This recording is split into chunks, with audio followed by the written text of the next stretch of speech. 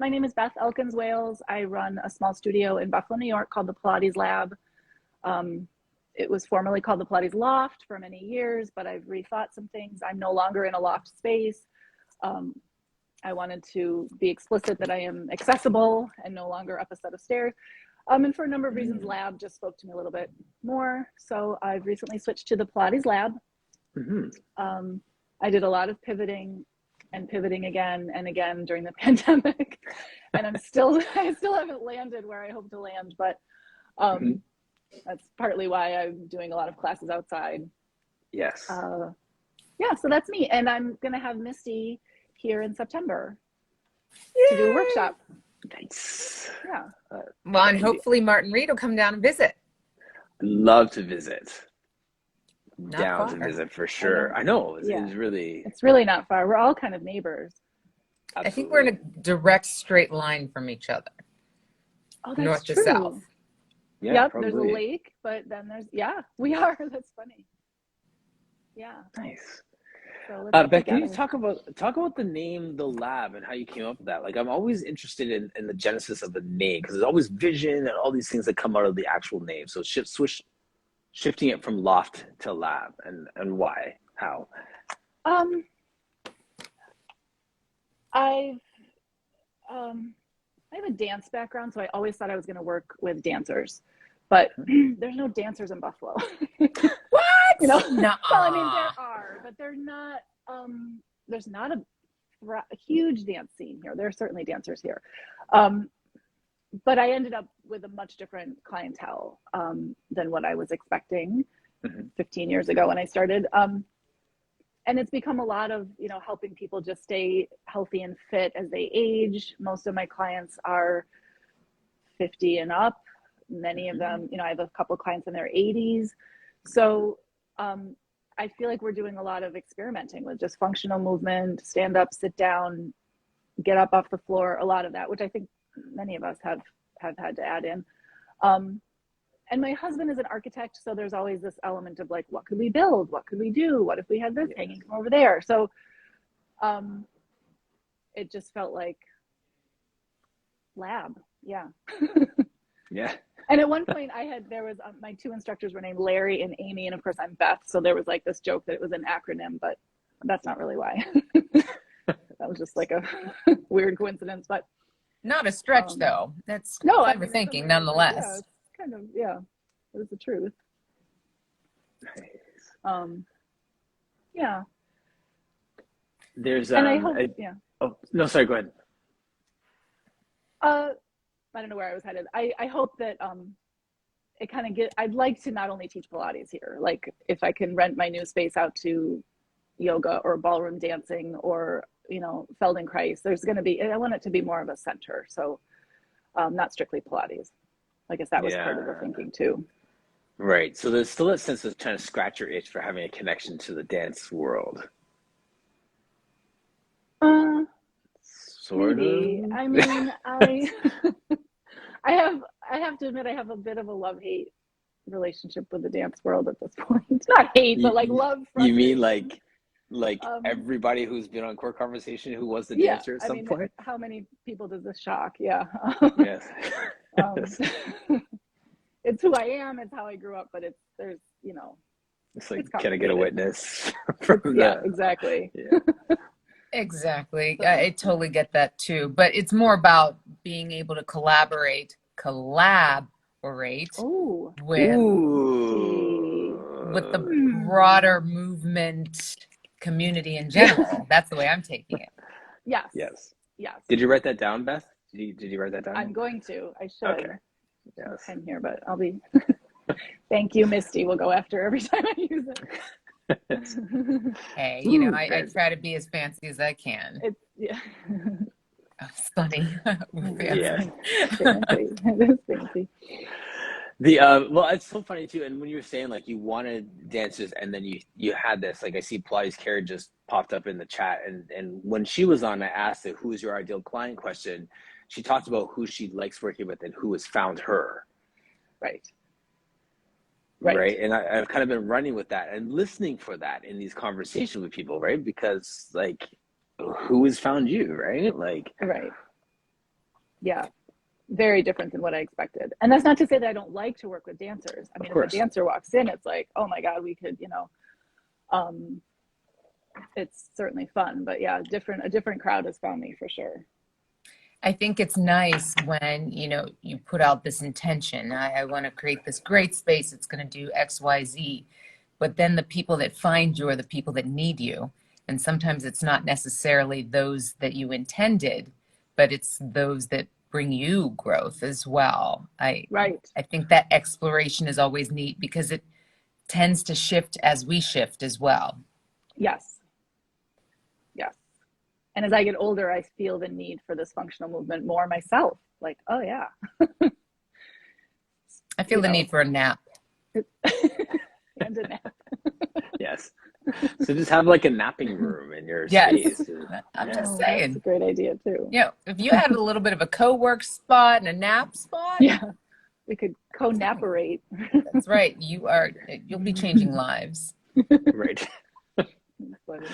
No doubt. Yeah. So that's, for paint a picture, what is the Pilates culture like in Buffalo? Like you're saying, obviously there isn't like a heavy dance culture. So like how well is Pilates received? Are there a lot of other studios and stuff like that in your area? Like what is the environment like in that way?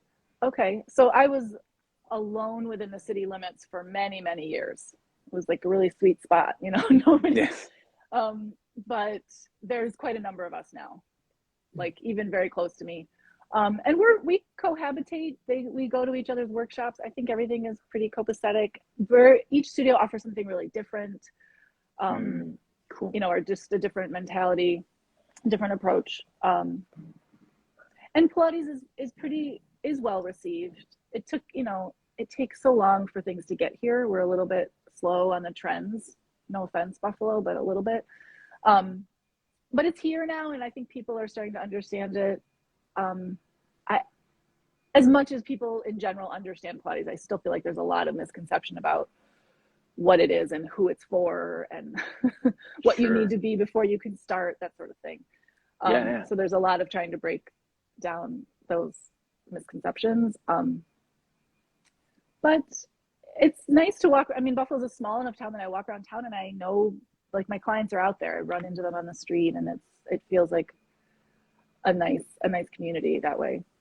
Yeah. So.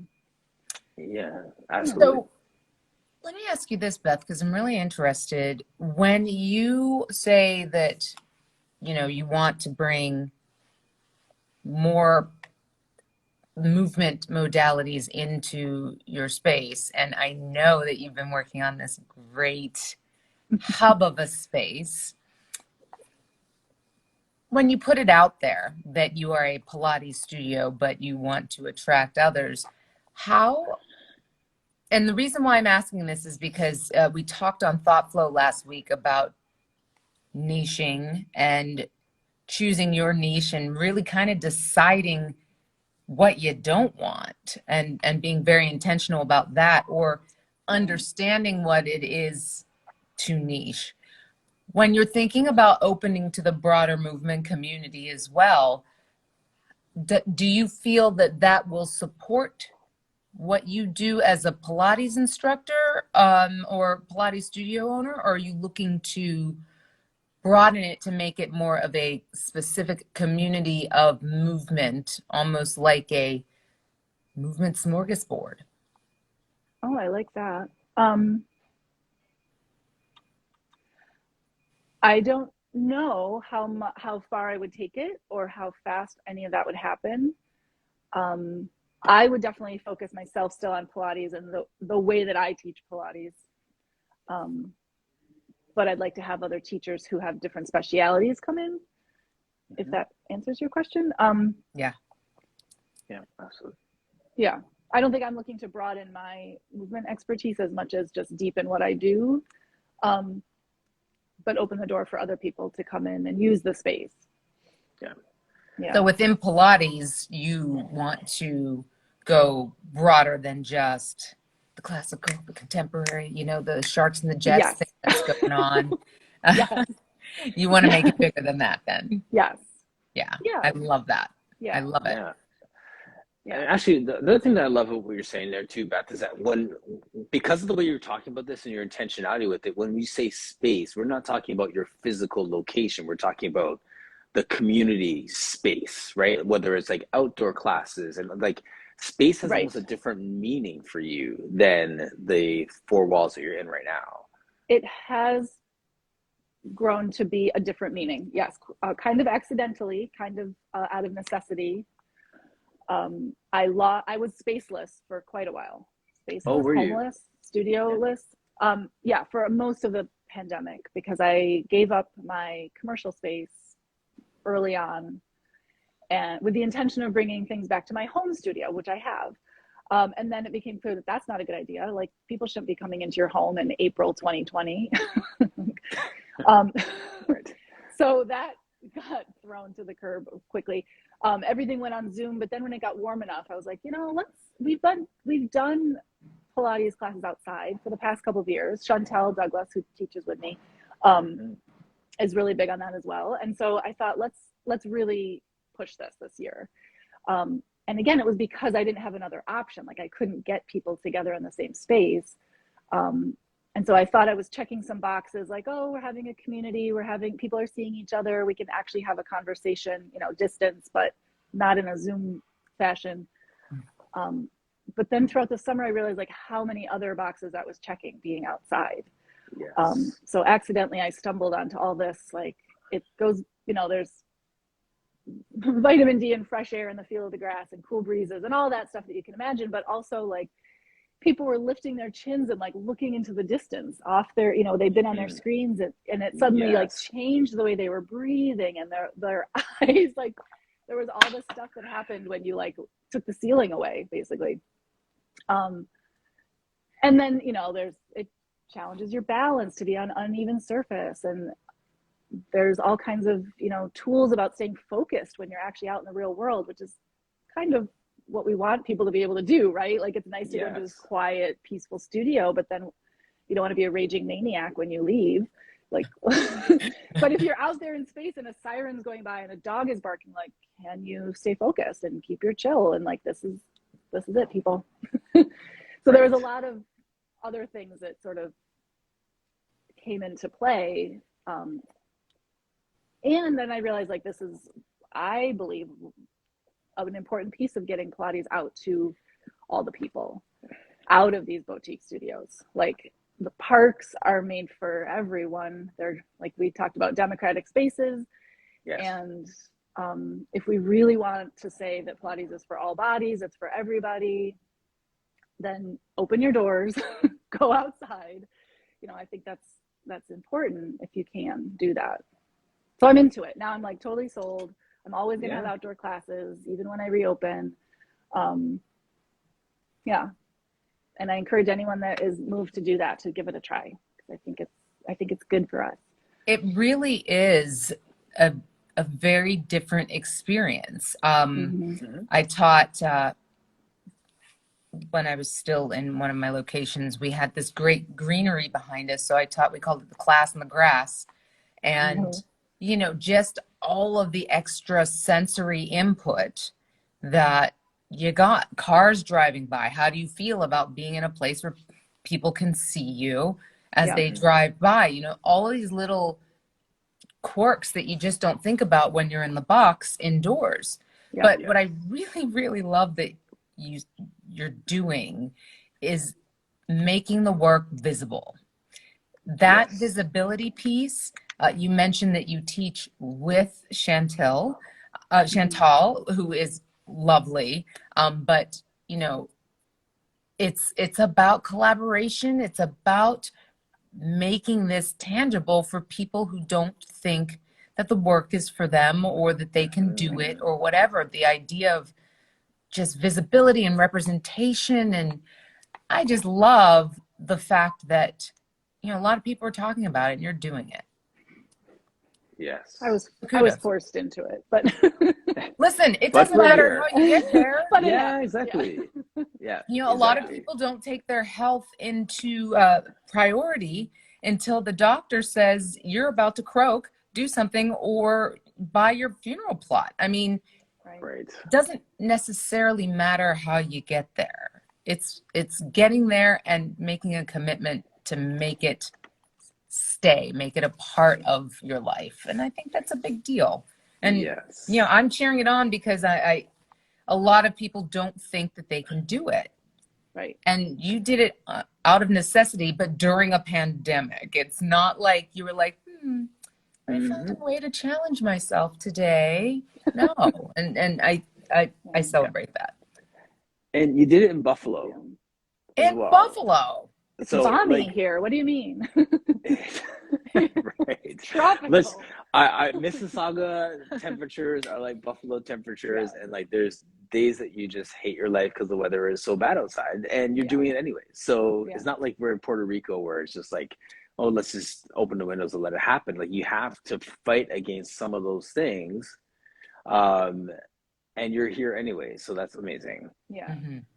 We started a pop-up came up on Instagram. We started our outdoor classes last summer on May 1st. Last summer, you know. And it was 40 degrees. It was terrible. It was beautiful and sunny, but it was 40 degrees. I mean, people had so many layers on. And then we went until, well, I guess this was the summer before, we were outside on the day that they announced that Joe Biden won the election. So that was after election day. That was November 3rd plus another week or something. That was a beautiful day, though. That was a nice day. It was a really nice day. And obviously we hadn't been out every day before then. There was some rain and whatever, but yeah, we get out there as much as we can. Buffalo's a little crazy like that, you know. As soon as there's like a peep of sun, people have shorts on and the patios are out. It's downright naked. I they're know. jumping through tables. I'm like, I'm not prepared to see all of that, people. Put that shit away. Yeah. Yep. Yeah, so funny. Actually, you know, it's funny what we were saying about the democratizing movement type stuff. I was sitting with this group, sitting in on this meeting where they're talking about art and public art and Black history art and having monuments up.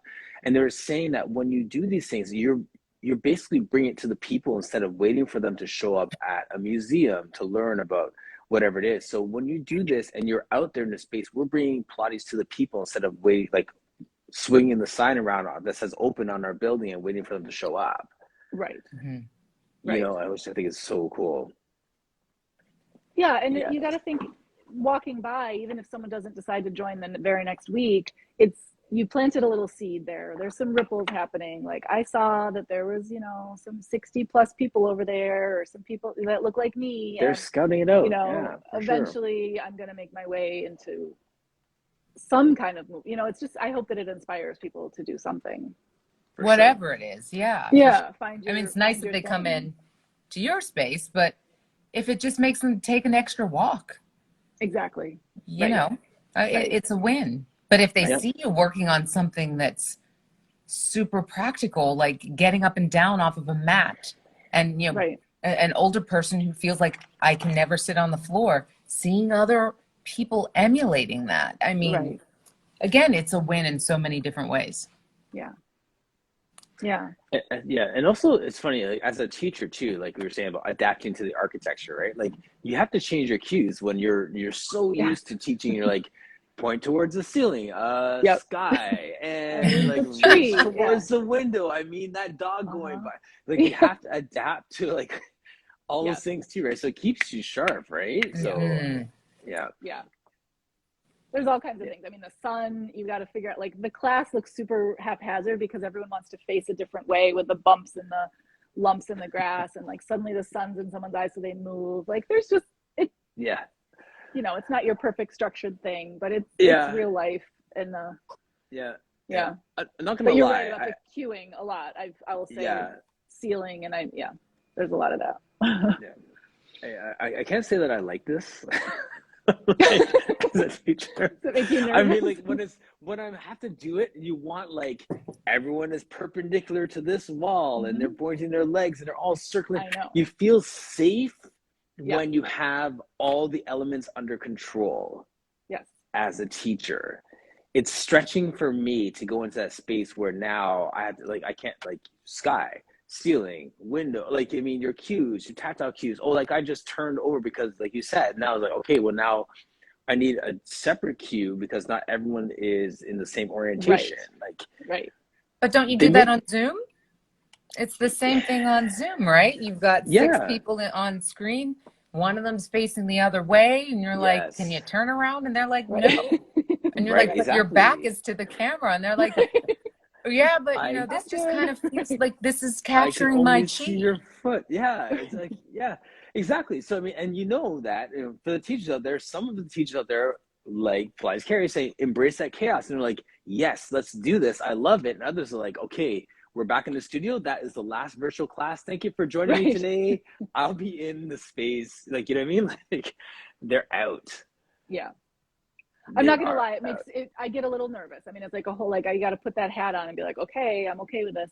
And then I have taken it to the extra step of actually putting that class on Zoom sometimes, because I still had people that didn't want to come even to the park. Hmm. I honestly don't recommend that. It's like, That would be a little much for me. that, like, I wake up in the morning of those classes like, oh my God, I have so much could go wrong. But I've done that many, actually, like 2 summers, one Yeah, day a week. that's real Yeah. talk. I'm gonna read Sunny's comment here. I took one of the best math classes ever with Jay Grimes, and it was outside on a mountain with a cellist playing in the background. It was Oh, amazing.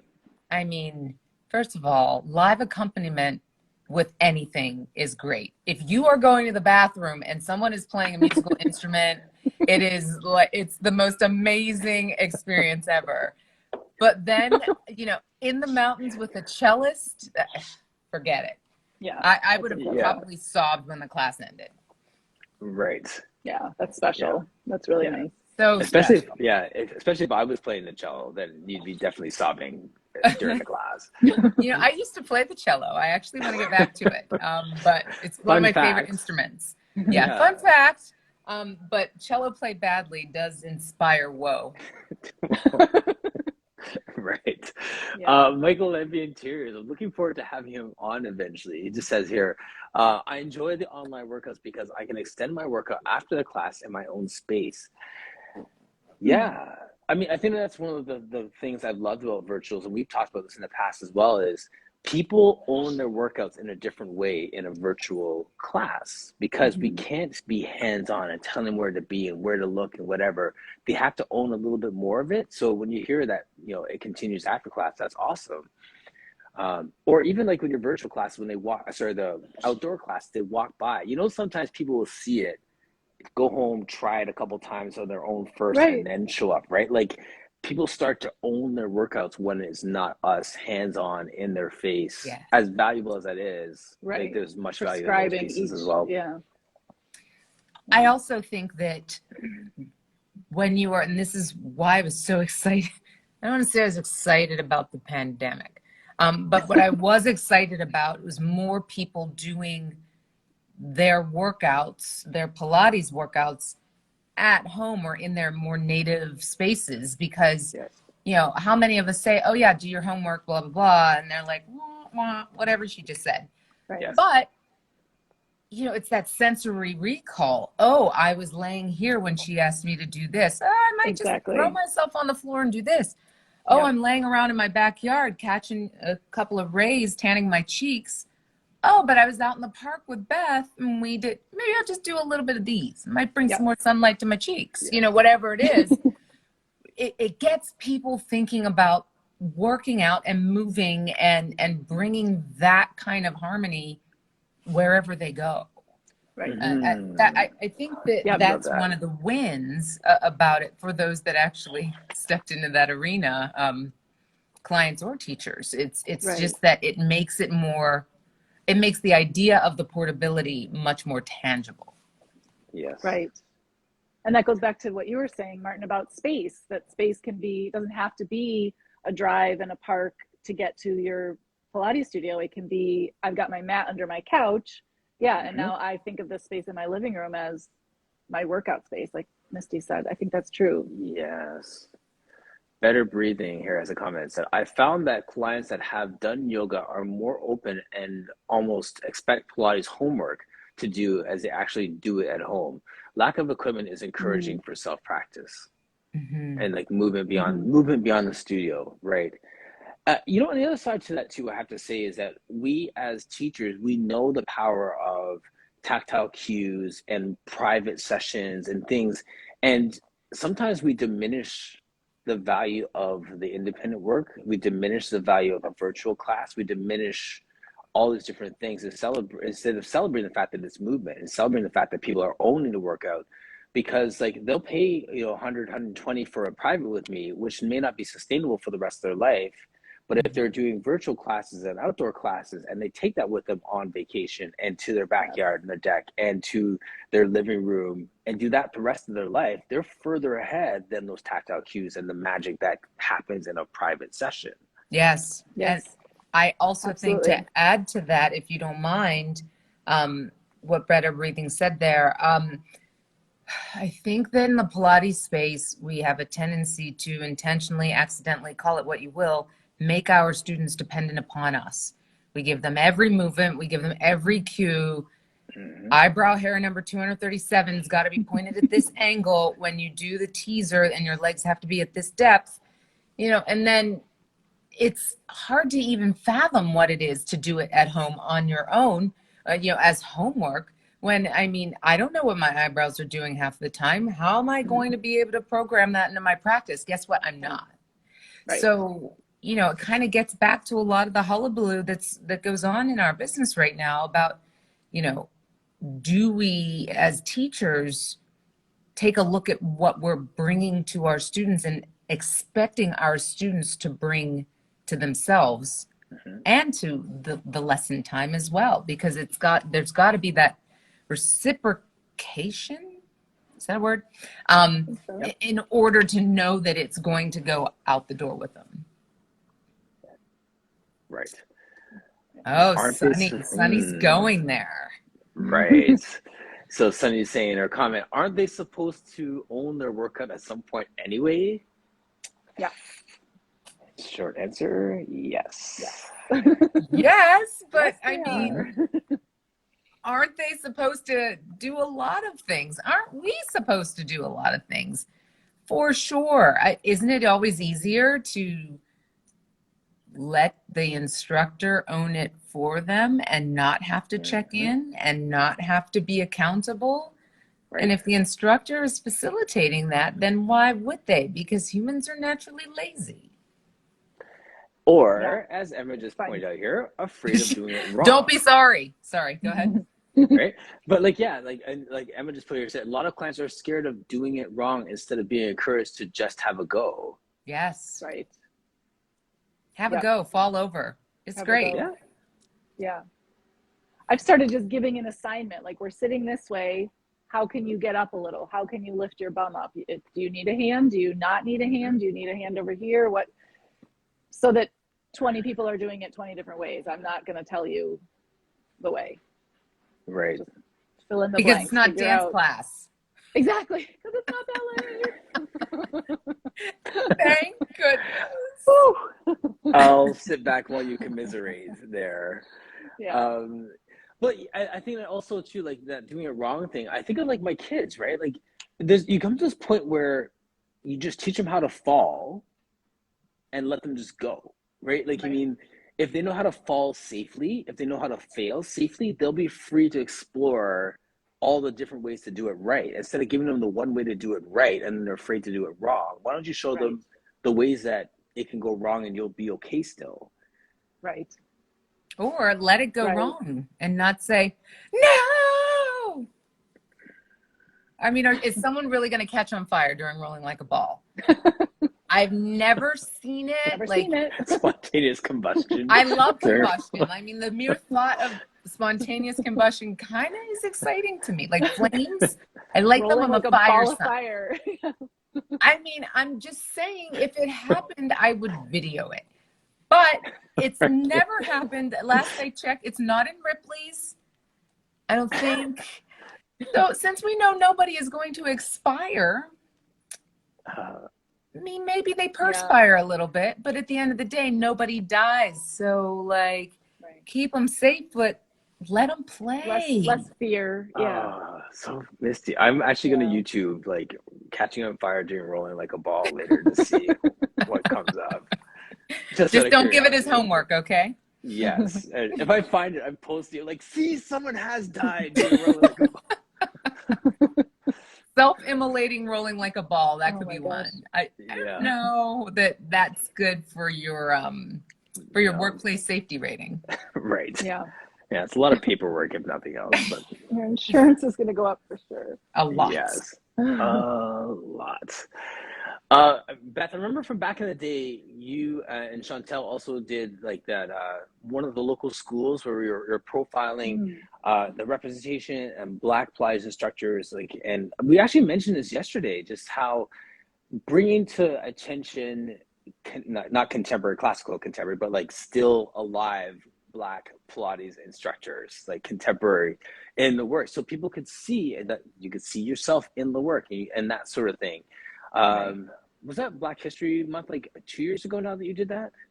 I think Can't it was remember when last it was. summer. I think last so summer? too. It Okay. was last summer. We were teaching at a Buffalo Center for Arts and Technology, BCAT. Okay. And many of the students were Black. Many of the students were not white. There was all kinds of bodies. And Chantel was a teacher, which is fabulous. And I just thought it would be important as part of the curriculum for them to see other people, leaders in the fitness world, other teachers that were of color. So I reached out to you and many people to just, it was simple. We just laminated your picture in a bio, but we hung them around the studio where they were. Yeah. Can we hang on the word simple for a moment? Because it was so powerful and so impressive and immeasurable, the impact that can have down the road for someone, yet it was simple. Oh, and P.S. laminating is never simple. There's always a lot of steps that go into this whole thing. So anytime you say, I have to have something laminated, you've already up-leveled the challenge level. And yet for you, it was just, meh, it's simple. It's what I do. I laminate. I reach out to all these people. I cut it carefully. I use scissors, no Right. fire. But I'm just saying, it's the things that we decide can be simple or are simple. It just goes to show what your level of commitment is. If you're committed to something, you believe that it's important to you, to your community, whatever. It's amazing how simple it can be, even though it's a lot of work and coordination and laminating. Thank you. It is important, and it's hard for me to say it without laminated photos. Like, everybody can do this, and yet I kind of look like what people think a Pilates teacher should look like. I'm getting older, but whatever. So I think it's important for me to like really put the pictures where my mouth is, to say like, no, really. Yeah. So it's better for all of us if more people are benefiting from Pilates. I just feel like that's a no-brainer. I don't want it to be an exclusive thing anymore. That's a very limited view, and it just limits everything. So once again, Beth, I just want to just repeat how much I appreciate that. And like you downplay like, the lamination and all these different things, but the reality is that like we sometimes forget the significance of the insignificant. You know what I mean? Like there's things that we do that it's nothing for me because of, I just have this, it's just laying around. I give it to someone and it changes the world. Like that rocks the world. And it was nothing for us. So I appreciate the fact that you're conscious of the things you did that weren't a ton of effort, but it made a massive impact. Maybe made a massive impact. Like you never know. So I just feel like I just want to lean into that for a second and say thank you once again. And for all of us out there, like if you have an inclination to do something like that and you have the resources to do it, it adds up. It does have some impact. Thank you. Yeah. Thanks for acknowledging that. Oh yeah, no, Yeah. it's huge. I appreciate it. Yeah, 100%. And, you know, there's that article that's been going around about the refugee who received $100 from someone. I guess it was on an airplane. And, you know, to the person that gave it to her, it was just $100. But it was life changing for her. And, you know, however many years later it's been, she has tried to find this person that made such an impact in her life. For some of us, it's just little, but for others, you know, it's just important to think of things that way, I think. For sure. And P.S., it's not performative or self-aggrandizing to think of it that way. And I No. just say that because so many people allow that concern to keep them from doing anything. You know, having pictures of people in their studio that are older, or, you know, use an assistive device, whatever it is. It doesn't make you performative for doing that. What it does is show others that they have a place too. Right. Yes. That's important to hear. Yeah. It's important to hear, and I feel like, you know, Misty and I talk about leading from the middle from time to time. I think it's important that Misty said that from our vantage point, to give people permission to do it. Yes. Go I for make it. up for the eyebrow comment. Yes. No, that is important. From my vantage point, there is that fear a little bit. It can feel like, how could you not be afraid in the environment that we're living in? I mean, can I be honest about this for a minute? I mean, if you sneeze the wrong way, somebody's accusing you of discriminating against something. And I'm not saying that that's not a thing. And I'm not saying that people aren't doing things for performative reasons, for clicks and likes, and to say, oh, look at me. I'm not saying that. But what I am saying is that intention matters. Yes. And generally speaking, when something comes from a place of good intent, it can be felt. That darkness that goes with the ill intent is laced throughout. Yep. And so is the goodness when it's something that comes from a positive place.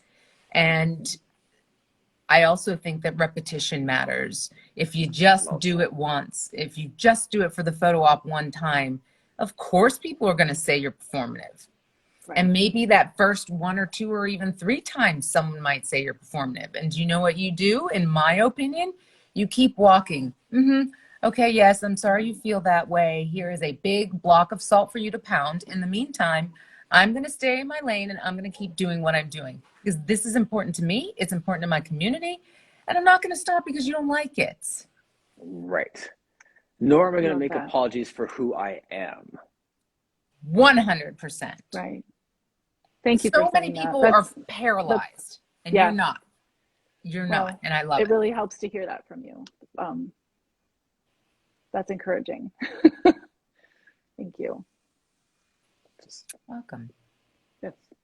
Just rinse and repeat.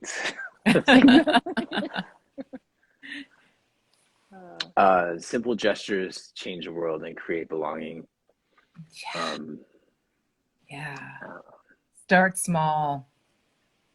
Or simply, as Beth says with her laminator. I mean, whatever it is to you, start small. Yeah. Right. Now work on like something good. No, go ahead, Martin. No. It's good. I was just gonna say, when you're doing these things, how do you get information? What informs you to, choose, if you choose a park that's in a different neighborhood or, whatever, what makes you make the choices that you make to have the impact that you're trying to make? That's a very good question. And that's actually something I've been thinking about for this summer because I did get sort of comfortable where I've been for the past 2 years. We made a slight change because of a farmer's market coming in. So we moved down the parkway a bit. I think there are places that we could be that might make more of an impact. a little bit off the beaten path. Honestly, I've looked for like easy parking, easy access, close to a bathroom, that sort of thing. Fair. Yeah. Key. Buffalo has this whole park and parkway system, Frederick Law Olmsted. So we have a ton of parks and parkways. It's something that I'd like to put some thought into for this summer, that maybe we should rotate around a little bit, move ourselves. I mean, that gets complicated with letting people know where we are, but I think it might be important to not just settle in the same neighborhood. So that's been on my mind a little bit. Helps to expand your reach. Buffalo is like Pittsburgh in that it's a pretty segregated city, right? It's very segregated. Yeah. Unfortunately, like, yep. Yeah. It's not great that way. Yeah. I get it.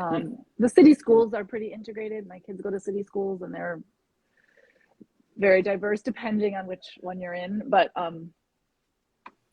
yeah, neighborhoods are pretty segregated. Yeah. Same here. Yeah. Yeah. Well, that's where that collaboration comes in, right? And just like continue to just work with the people around you and use those inroads and those leaders. Yeah. To pave paths. So yeah. Yeah. And I'd like to start like looking for community center. I've done a little bit of this, but more like we did with BCAT. Like, can I come in and teach a class here? Can Chantel come on this day and teach over here? Can we, come to you and give you an introduction to what this is all about, that kind of thing. Yeah, that's awesome. So, yeah. Yeah. School sports team fields, maybe. Oh, those would be nice and flat. Exactly. Yeah. That's important too. Well manicured, probably no ants. Right. That's so funny. That's so funny. That mindset, like you're already thinking about, okay, what is, you're saying like this, what is the architecture? What does the landscape look like? You're asking those questions, not like, well, I hope the weather works for that day, like sort of thing. So yeah, there's a lot of little things that, and I get there early and like pace around and like look for dog poop or sticks or rocks. Like I kind of have to like clear the space, Funny. Snake holes. Yeah. You don't think about it. It's a big deal. That would be terrible. Well, but even walking, if you have somebody that maybe is not as secure walking around, a snake hole could be a problem, or a mole hole. Yeah. I live in the country. I can't help it. I don't think you have as much of that in the city, but right. Yeah. So Beth, what is in terms of like workshops, stuff that's coming up? Can you just share a bit about like how we can support your business virtually or all those different things as well? Oh, well, I have a whole Zoom schedule on my website. Okay. If you're local, there's also outdoor classes coming up. My studio is scheduled to open sometime in June, and then my physical space. And Misty Lynne Cauthen is joining us in September 15, 16, 17, I think. Something like that. Can't wait. Yeah. Buffalo's close to everything. It's easy to get here. There's hotels nearby. It's a super sweet, easy spot to get in and out of. There's a lot of hotels. If anyone wants to drive, yeah, there's tons of hotels and tons of restaurants. You could park your car and just walk. So if anyone's interested in coming to Buffalo to see Misty, that would be fabulous. Come play. Yeah. A lot of people. Oh, sorry, go ahead. I was just going to say, I'm a Core Dynamics teacher training studio as well. So we'll start those up again after the, once I'm open in the fall. You should tell Kevin to come visit. I know. That'd be so fun. I know. I miss Kevin coming here regularly. Yeah, I know he'll want to see the studio. Oh, that'd be awesome. That'd be so great. It'd be fun if he could come when you were here too. Exactly. We could do a live core conversations. Martin, I'm working on this travel schedule. We just now need sponsorship. I know. We're like nailing this travel schedule like weekly. Like, yes. We need corporate sponsorship. You know what? Here, I'll hold the cup out. If you like to donate to traveling core conversations. I love it. It's gonna happen. No, it'll be great fun. I love that idea. It'll be great fun. Very cool. So, okay, so that's happening. So Misty's coming. You got your online schedule. If you want to jump into classes, obviously the live stuff going on. That is awesome. Coach Joseph, he's our podcast drop for today and tomorrow, actually, too. This is a conversation from last week. So, yeah, it's good to have him in. Yeah. Excellent. Awesome. Thank you so much, Beth, for your time. Thank you, Martin. I really appreciate it. Yeah, no problem. Thanks. I was hoping that Chantel would have been able to jump in, too, but I know she couldn't get out of her teaching schedule, but maybe she could be her own show sometime. we'll definitely make She's that got happen. a lot to say. Is a busy bee. I'm hoping to get her onto Thought Flow too, because I mean the energy she has. I'm sure it's something that she blends and mixes, and whatever it is, I would like for her to blend one for me. I'll take an IV infusion and let's get going. She's brilliant. Anyone that's into clean eating and all of that great stuff, you've got to look Chantel up. She's a resource. Yes. What's her handle again? I was trying to track it down. I couldn't find it because it's not her name. Oh, it's not. Yeah. She's Urban Juicing.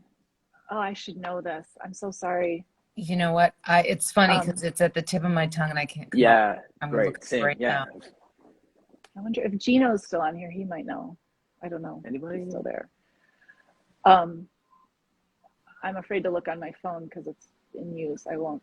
Yeah, you'll disappear. I'll mess that up. That's good. I'll put it in the chat after. I can track it down and put it out there.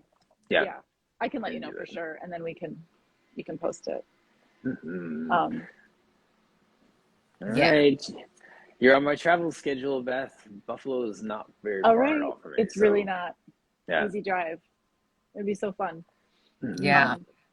Thank you for this, and thanks for all that you're doing, both of you. Thanks for all you're doing. And just your community is so lucky to have you. Wow. Thank you. So modest. She's like, that's just so modest. Get embarrassed. Thank you. Okay, next time we'll have a cellist. We'll make me cry. That's it. Now I want live Urban music in my outdoor classes. Urban holistics and juicing. And thank you, Emma. Here. And Betsy's got it too. It's Shawnee Healer _34. Yes, thank you, Beth. that's so right. Find her. She is great. Oh yay, September! Can't wait to meet you. I am so excited to meet people again. I mean, don't get me wrong. I love this corner of my living room, but to be able to see people and be with them and then come back to my living room. Right. Exactly. This is my corner of peace. Yes. Right. Too funny. Well, I can't wait to host you. That's going to be really fun, really special. Thank you. It'll be a great time. Everyone, thanks for joining us today. Yes. I'll put the YouTube link up there as well. All right. My wife says, you're having a good time when it takes you like 4 goodbyes to get out. I know, right? It's a long goodbye. That's been like a 6-minute goodbye. So thank you so much.